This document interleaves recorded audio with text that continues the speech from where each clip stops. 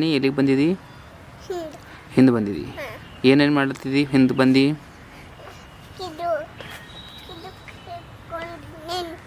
ಹಿಡ್ಕೊಂಡು ನಿಂತಿದ್ದಿ.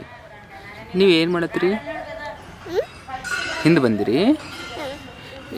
ನಿಂಬಲ್ಲಿ ಉಳ್ಳಾಗಡ್ಡಿ ಹತ್ತ, ಉಳ್ಳಾಗಡ್ಡಿ ಹೂವು ಭೀ ಬಂದದು. ಉಳ್ಳಾಗಡ್ಡಿ ಹೂವು ಹತ್ತದ. ಎಷ್ಟು ಹತ್ತೇವ? 4 ತೋಲ್ ಹತ್ತೇವ. ಮತ್ತೇನು ಮಾಡ್ತಿ?